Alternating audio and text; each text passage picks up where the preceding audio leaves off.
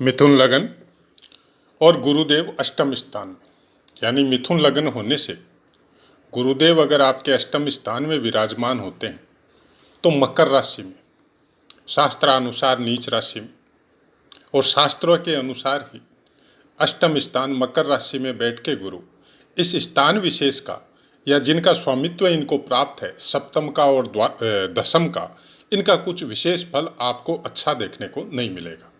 बहुत सी बातें हैं, शास्त्रों के अनुसार जितना अध्ययन हम लोग करते हैं उतने में आप 90% पुस्तकों में यही पाएंगे कि सप्तम स्थान का स्वामी और दशम स्थान का स्वामी अगर आपके लग्नानुसार अष्टम स्थान में प्लेस होता है तो इन दोनों स्थानों के खराब फल आपको देखने को मिलेंगे। हाँ, आपकी आयु लंबी होगी, ये बात जरूर है।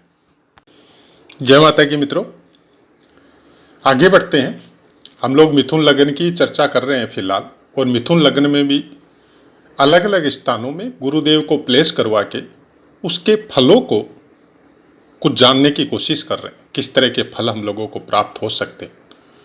लग्नानुसार ही पाठ फिलहाल चल रहे हैं हमारे, और वृष लगन तक हमारे पाठ पूरे हो चुके हैं। और प्राय कर बहुत से वीडियो में हमने आपको बताया है कि कोई भी ग्रह आपके किसी भी स्थान में बैठ के उस स्थान विशेष को एक्टिव और डीएक्टिव दोनों चीजें करता है। अब ये बात पुस्तक में आपको नहीं मिलेगी। पुस्तक का लिखा हुआ आजकल एक दो कमेंट हमारे पास आए थे, उनका कहना था कि जो पुस्तकों में लिखा है वो बताइए। हम लोगों को समझ में नहीं आता है कि आप अपनी तरफ से क्या बता रहे हैं और पुस्तकों में क्या लिखा है। तो उनके समय की बचत हो उसके लिए पुस्तकों में जो लिखा है एक शॉर्ट वीडियो में 1 मिनट के आसपास का हमने वो प्रोवाइड करवा दिया है। उसके बाद का जो ये पाठ चल रहा है, शुरुआत में आपने देखा होगा, वो भी इसके साथ हमने ऐड कर दिया है कि वो शॉर्ट वीडियो में भी रहे, कि जिससे उनको बड़ा या लंबा वाला वीडियो देखना ही सुनना ही नहीं पड़े। वो शॉर्ट वीडियो से ही अपना काम अगर वो ज्ञान प्राप्त कर सकते हैं तो बहुत अच्छी बात है। लेकिन शास्त्रों में लिखा है और शास्त्रों के अनुसार अगर फल कथन में हम लोग चले जाए तो शायद हंसी के पात्र बनते हैं, क्योंकि शास्त्रों में जो लिखा है वो नहीं होता है। अब क्यों नहीं होता है उसकी बहुत बड़ी विवेचना है कि शास्त्रों में, या हम लोग एक अपने एक्सपीरियंस के हिसाब से अगर समझे तो हम लोग घर परिवार में क्या बोलते हैं कि ये बच्चा अपने पिता के नक्शे कदम पे चल रहा है, मतलब पिता जैसा बच्चा। तो क्या एज इट इज वो पिता के नक्शे कदम पे चलेगा? कभी नहीं चल सकता, कोई इंसान नहीं चल सकता। हाँ, वो उसके कुछ रूल को फॉलो करेगा, कुछ बातों में उसका अक्स नजर आएगा, चाहे उसका फेस कटिंग हो, चाहे फिगर वगैरह हो, चाहे कुछ बातें हो जो वो पिता के डीएनए की वजह से बच्चे में ऑटोमेटिक आती है। लेकिन वैसा का वैसा ही फल उसका होगा या वैसा का वैसा ही चाल चलन उस बच्चे का होगा, ये संभव नहीं है। तो शास्त्रों की लिखी हुई बातें भी वैसी ही है, क्योंकि जिस समय शास्त्र लिखे हुए थे और वो परिवर्तित होते होते, भाषा में अनुवाद होते होते कितने हजार लाख साल बीत गए। अब हम लोगों को प्राप्त हो रहे हैं हिंदी में, पहले संस्कृत में थे। जैसे आप और हम में से बहुत से ऐसे हैं जो संस्कृत नहीं जानते हैं, अब वो हिंदी में मिल रहे हैं उनको। तो संस्कृत के द्वारा जो हिंदी अनुवाद हुआ तो क्या वो वैसा ही हुआ जैसा संस्कृत में श्लोक में इंडिकेशन दिया गया है? श्लोकों में बहुत बार, कई बार अलग अलग अर्थ निकल जाते हैं और अनुवाद में बहुत सी त्रुटियां हो सकती है। लेकिन हाँ, शास्त्रों का कथन भी अपने आप में सत्य है, बशर्ते कि आप उसको समझते कितना है। किसी भी ग्रह का फल कथन जब आपको करना हो तो सबसे पहले आपको पूरी पकड़ होनी पड़ेगी कि वो ग्रह चाहता क्या है, वो ग्रह कहना क्या चाहता है आपको, वो ग्रह के कारकत्व क्या है, उस ग्रह से संबंधित बातें क्या है और क्या उसके अनुसार आप कर्म कर रहे हैं। ये प्रायकर सब पाठ में हम बोलते हैं। लग्न कुंडली आपका प्रारब्ध है, आपका बैंक बैलेंस है, जो कई जन्मों की वजह से आपको प्राप्त हुआ है, और वो प्राप्त हुआ बैंक बैलेंस आप धीरे धीरे समय अनुसार उसको खर्च करने के लिए आपका जन्म हुआ है। तो क्या जैसा आपको मिला है बैंक बैलेंस वो वैसा का वैसा ही खर्च करेंगे? क्या ये संभव है? आपके खाते में 1,00,000 रुपए अभी डाल दिया जाए और आपको बोला जाए कि हर महीने आपको केवल 2,000 रुपए निकालना है, तो क्या पूरा जिंदगी आप केवल हर महीने 2,000 रुपए ही निकालेंगे? यह संभव है? कभी संभव नहीं हो सकता। कभी आप 2-2 महीने नहीं निकाल सकते हैं क्योंकि आपके पास दूसरे साधन जुट गए, इसलिए आपको जरूरत नहीं पड़ी। और कभी आप 2 की जगह 3,000 या 4,000 या 10,000 भी निकाल सकते हैं क्योंकि वो आपका पैसा है। यह आपकी अपनी जरूरत के अनुसार होगा। और जरूरत कब पैदा होगी? आपके कर्मों के अनुसार, आपके गोचर के अनुसार, आपके दशा महादशा उसके अनुसार। तो ऐसा ही बोल दें कि आपको जो प्रारब्ध मिला है वही आपको भोगना है, उसके अलावा आपको कुछ नहीं भोगना है। वो केवल पशु पक्षी और पेड़ पौधे भोगते हैं, इंसान नहीं भोगते। मनुष्य का जन्म प्रारब्ध को भोग और वर्तमान कर्म दोनों पे चलता है। कई बार उसका उस परिवर्तन की वजह से कई बार प्रारब्ध में भी परिवर्तन हो जाता है, क्योंकि भगवान जब देखता है कि ये इंसान बहुत अच्छे कर्म कर रहा है तो इसको कुछ इसके खराब कर्म है जो कई जन्मों की वजह से अधूरे पड़े हैं, वो कई जन्म इनको लेना पड़ेगा तब जाके वो पूरे होंगे। तो अभी ये फिलहाल बहुत अच्छे कर्म कर रहा है तो इसको इसका 20% या 30% और हम दे देते हैं जिससे इसका पाप कर्म नष्ट हो। उसी का नतीजा क्या होता है? लोग बोलते हैं कि बहुत अच्छा इंसान है, बहुत भगवान का भजन करता है, ईश्वर की आराधना करता है, लेकिन फिर भी दुख है जो पीछा नहीं छोड़ रहा है। उसका नतीजा ये होता है। और ये ग्रह ही देते हैं। प्रारब्ध को चेंज करवाने की शक्ति आपके वर्तमान कर्मों के द्वारा आपके अंदर है, लेकिन क्या किसी उपाय से किसी ग्रह को ठीक कर सकते हैं? कभी नहीं कर सकते। मन के भावों से, अपने कर्मों की वजह से आप ग्रह को ठीक कर सकते हैं। ग्रह को नहीं, अपने अगल बगल के पूरे वातावरण को ठीक कर सकते हैं। तो ऐसी कुछ बातें हैं जो प्रायकर हर वीडियो में हम आपको बताते हैं। अब गुरु ग्रह कारक आपके ज्ञान के हैं और पता नहीं आप अष्टम स्थान, तीसरा स्थान और द्वादश मतलब 12वां स्थान इनको क्या समझते हैं। लेकिन ज्योतिष शास्त्र में हम जैसे जैसे पढ़ते गए, जैसे जैसे समझते गए, अभ्यास करते गए, हमारे सबसे प्रिय स्थान है और सबसे ज्यादा प्रिय हमको अष्टम और द्वादश है। अब आप इसको कैसे भी समझ सकते हैं, चाहे हमारी ये प्रवृत्ति हो सकती है, चाहे हमारा प्रारब्ध हो सकता है, चाहे हम ज्योतिष में जिस तरह से हम इसको समझते गए उसकी वजह से हमारे प्रिय बन सकते हैं। जबकि तीनों ही स्थान ज्योतिष शास्त्र की दृष्टि से कोई अच्छे स्थान नहीं है। तीसरे स्थान को फिर भी हम लोग बोल सकते हैं कि पराक्रम का स्थान है, भाई बहनों का स्थान है, लेकिन जिम्मेदारियों का स्थान है। उसके साथ कुछ जिम्मेदारियां भी आती है। जब आपका तीसरा स्थान परिपुष्ट होता है, मजबूत होता है, तो पराक्रम की वजह से आपके ऊपर कुछ जिम्मेदारियां प्रोवाइड करवाई जाती है समाज और घर और परिवार की वजह से कि ये बच्चा कुछ कर सकता है। तो जब जो करता है उसी के ऊपर जिम्मेदारियां आती है, जो नहीं करता है उसके ऊपर कोई जिम्मेदारियां नहीं आती है। गांव समाज में क्या बोला जाता है? इससे कुछ नहीं होगा, इससे बहुत मुश्किल है, ये कर लेगा। ज्योतिष भी वही बोलती है। अष्टम स्थान, मृत्यु स्थान, रहस्य का स्थान, ज्योतिष का स्थान, बहुत लंबी बीमारियों का स्थान जो आपको अब पीछा ही नहीं छोड़े, भाग्य का खर्चा, क्योंकि आपके नवम स्थान से द्वादश होता है। अब यहां पे ये सप्तम स्थान का स्वामित्व और दसम स्थान का स्वामित्व लेके जब अष्टम स्थान में बैठते हैं, पत्नी को रोग हो सकता है, स्त्री को पीड़ाएं मिल सकती है, या आपकी शादी के बाद आपकी पारिवारिक स्थिति खराब हो सकती है। ये शास्त्रों की बातें। हम इसको कुछ हद तक सही भी मानते हैं, कुछ हद तक गलत भी मानते हैं। हम दोनों चीजों में विश्वास करते हैं क्योंकि दोनों तरह की कुंडलियां हमारे अगल बगल में हम लोगों को अभ्यास में देखने को मिलती है। सप्तम स्थान का स्वामी जब अष्टम में बैठता है तो भाव के अनुसार वो दूसरे स्थान में बैठता है। धनी हो सकती है आपकी स्त्री आपसे ज्यादा, काम करने वाली हो सकती है, धन कमाने वाली हो सकती है, या उसकी वजह से, उसकी प्रेरणा की वजह से आप कोई नया बिजनेस और नए काम में डाल सकते हैं जिसमें आपकी उन्नति हो। यहां पे भी दृष्टि आपको जाननी पड़ेगी, आपको समझना पड़ेगा कि भावानुसार भी आपको देखना पड़ेगा कि उस भाव से कौन से स्थान में बैठे, क्योंकि भावत भावों का सिद्धांत भी लगेगा कुछ जन्म पत्री में। वैसे ही दशम स्थान से एकादश में बैठेंगे, तो दशम स्थान से अगर एकादश में बैठते हैं तो दशम स्थान का विशेष आपका पूरा होगा।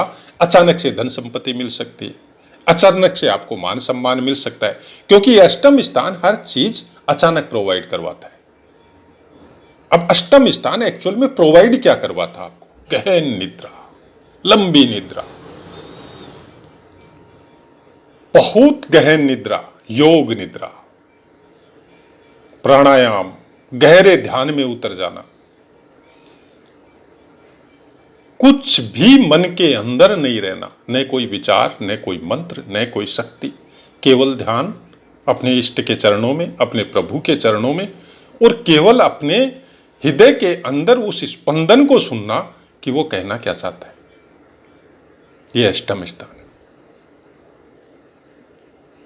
तंत्रों का, मंत्रों का, ज्योतिष का, पुराणों का वो रहस्य जो पुस्तकों में लिखी हुई बातों को समझ जाना, यह अष्टम स्थान है।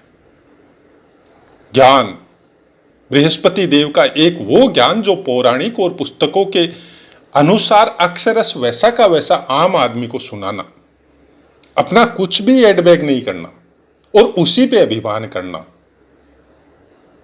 एक वो ज्ञान है। एक वो ज्ञान कि पुस्तकों को डिकोड करना, उसके लिखे हुए के मर्म को समझना, उसके गहराई में उतरना, लास्ट तल तक जाने की कोशिश करना कि ये लिखा है तो लिखा क्यों है और उसका मतलब क्या है।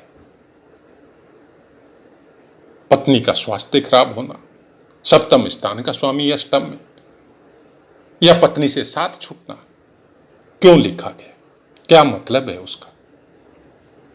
क्यों? जब इंसान गहराई में उतरता है, ध्यान साधना में उतरता है, रहस्य से संबंधित ज्ञान में जब उसकी यात्रा चालू होती है, तो बाकी साथ उसको अच्छा नहीं लगता है, वो किसी पे कोई ध्यान नहीं देता है। वो फिर अलग लेवल के ब्रह्मांड में उसका जीना चालू हो जाता है। गृहस्थी को, पत्नी को काम सुख का भाव भी है, उसको अलग सुख चाहिए,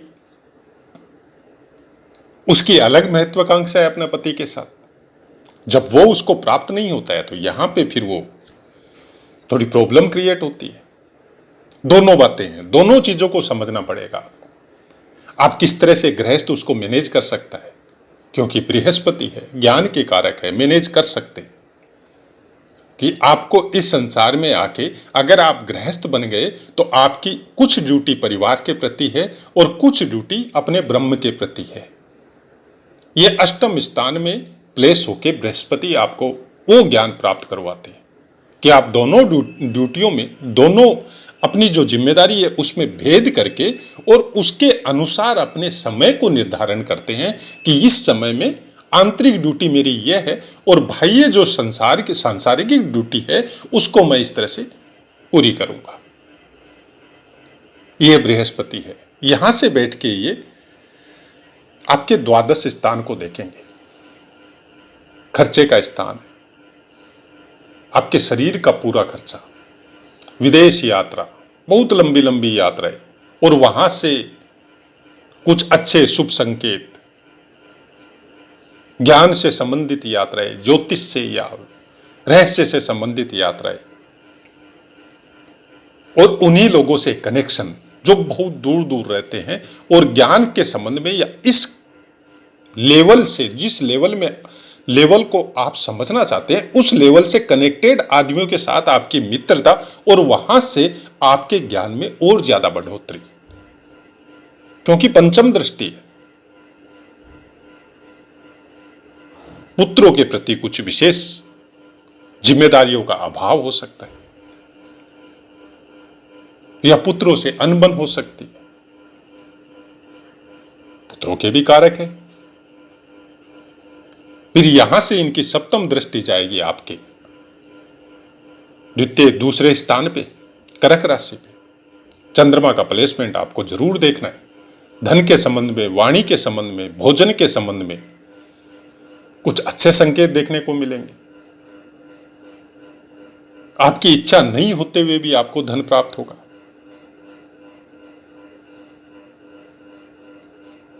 दोनों दृष्टियां, दोनों तरफ दृष्टियां जा रही है। आपके व्यय स्थान पे भी जा रही है और आपके धन वाले मतलब दूसरे स्थान पे भी जा रहे हैं। और दोनों तरह के फल देखने को मिलेंगे। पैसे भी बहुत आएंगे, खर्चे भी बहुत होंगे, लेकिन क्योंकि गुरु है तो अच्छे कर्मों में होंगे। और पारिवारिक जिम्मेदारियों की वजह से अगर आपकी कोई बात नहीं मान रहा है तो फिर आप हरि के ऊपर छोड़ेंगे, क्योंकि आपकी मानसिक अवस्था फिर उस तरह की हो जाएगी कि आपको धन से कोई मतलब नहीं है। जिनके लिए आया है वो जाने। फिर आपकी अवस्था थोड़ी अलग लेवल की हो सकती। फिर आपके चतुर्थ स्थान में इनकी दृष्टि पड़ेगी, नवम दृष्टि। बहुत अच्छी दृष्टि है। सुख के संसाधन जुटाना, घर बंगला या गाड़ी, उसके संसाधन जुटाना, तीर्थों का भ्रमण करना, अपने परिवार के इंसानों को बहुत अच्छी अच्छी यात्राएं या ज्ञान के संबंध में भागवत वगैरह का चिंतन या भागवत पाठ करवाना, धार्मिक वातावरण बनवाना घर में, या पहले से ही बना हुआ है तो और ज्यादा विकसित करना, मंदिर मठों को दान दक्षिणा देना या वैसे कार्य करवाना, यह सब कुछ विशेष प्रवृत्ति आपकी हो सकती है। ब्राह्मणों का आदर, संतों का आदर, उनके दर्शनों से खुश होना, उनकी इच्छा पूर्ति करना। गुरु की वजह से बहुत कुछ चीजें हम लोगों को अपने जीवन में प्राप्त होती है, बशर्ते आपने गुरु को नेगेटिव नहीं किया। गुरु के जब भी पाठ आते हैं हम प्राय कर बताते हैं, चुप रहिए। लेकिन मिथ्या भाषण, शब्दों के द्वारा किसी को प्रताड़ित करना, फिजिकली किसी का अपमान करना, जो गुरु के समकक्ष हो, आपसे ज्यादा ज्ञानी हो, कर्मकांडी विद्वान हो, कभी मत कीजिए। क्योंकि एक गुरु है जो आपको संसार में यह बता सकता है कि क्या अच्छा है और क्या बुरा है। आपकी अपनी जीवन यात्रा के लिए क्या वस्तु या क्या चीज या कौन सा धन सही है और कौन सा गलत है, गुरु के अलावा बाकी कोई ग्रह नहीं बता सकता आपको। जो इंसान ये बोलता है कि हम मेहनत के पैसों से खुश है, हमको 2 नंबर का या गलत रास्ते का या किसी का चीटिंग किया हुआ या मिथ्या भाषण किया हुआ या पाप कर्म से प्राप्त पैसा हमको नहीं चाहिए, आप मान के चलिए उसका गुरुदेव बहुत अच्छा है। या तो कुंडली में अच्छा है या उसके संस्कार या कर्मों की वजह से उसने गुरुदेव को बहुत अच्छा बना के रखा हुआ है। तो बाकी ग्रहों का फिर जब आप चीजों को समझने लग जाएंगे, जब आप बातों को समझने लग जाएंगे, ग्रह से संबंधित उन नियमों को फॉलो करने लग जाएंगे, तो ऐसा कोई ग्रह नहीं है जो अननेसेसरी किसी को खराब फल दे। तो खराब फल देने का काम किसी ग्रह का नहीं होता है, वो हम लोगों को अपने कर्मों का होता है। इस जीवन में बहुत छोटा सा समय आपको मिलता है जिसमें हम लोग बहुत से कर्म करते हैं, और 20 साल से लेकर 40 साल तक की उम्र तक तो इसी भागदौड़ में बिता देते हैं कि कैसे धन प्राप्त करें। उसके अलावा कुछ शायद करते ही नहीं, क्योंकि वर्तमान परिप्रेक्ष्य जो देख रहे हैं हम लोग, हमारे जैसे इंसान जितने भी इस उम्र वाले हैं, 55, 60 या 50 ओवर, बहुत परिवर्तन देखा है। और ज्योतिष के अनुसार परिवर्तन कम देखा है। महत्वाकांक्षा और चंद्रमा खराब करके या गुरु को खराब करके जो परिवर्तन मिल रहा है वो ज्यादा देखा है। ज्योतिष के अनुसार इतना परिवर्तन नहीं हुआ है। इंसान की अपनी महत्वाकांक्षा की वजह से बहुत ज्यादा परिवर्तन हुआ है। हर चीज की आजादी आपको निष्ठुर या बहुत सी चीजों के लिए गलत बता देती है। गलत करवा देती है। समाज में या परिवार में या देश में रहने के लिए कुछ नियम कायदे और उनके ऊपर स्ट्रिक्टली चलना, या कोई ऐसा जो उसको फॉलो करवा सके आपको, वो बहुत जरूरी है। वर्तमान समय शायद वैसा नहीं चल रहा है, या हम लोगों ने ऐसा बना दिया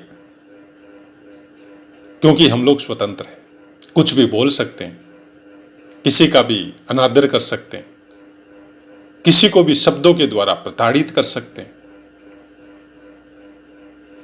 और फिर बोलते हैं कि गुरु की महादशा आई और गुरु ने सब कुछ बिगाड़ दिया। गुरु ने नहीं बिगाड़ा, हम लोगों ने खुद ही बिगाड़ लिया। गुरु की महादशा तो बहुत कुछ अच्छा फल देके जा रही है, क्योंकि आपने जितना अभी तक गलत किया उसका भुगतान गुरुदेव करवा रहे हैं। आप क्या सोचते हैं, जो सोशल मीडिया के द्वारा या कई पुस्तकों के द्वारा भी कि शनिदेव केवल न्याय के कारक है, गुरुदेव न्याय के कारक नहीं है, सबसे बड़े न्याय के कारक गुरुदेव है। तो ऐसा है मित्रों, पाठ समझ में आया होगा। आप अपनी वाणी को विराम देते हैं, आपसे आज्ञा लेते हैं। जय माता।